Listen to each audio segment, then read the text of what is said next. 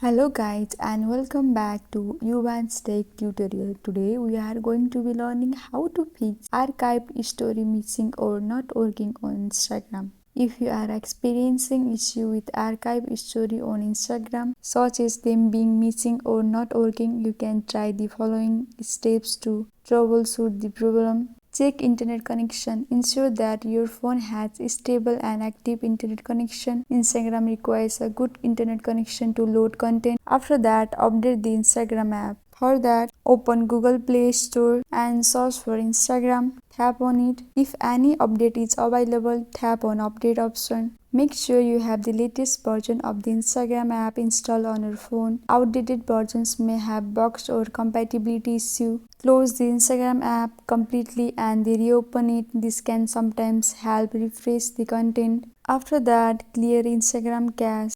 For that, open up phone setting and scroll down. You can see here apps, tap on it. In apps, tap on manage apps and search for Instagram and tap on it.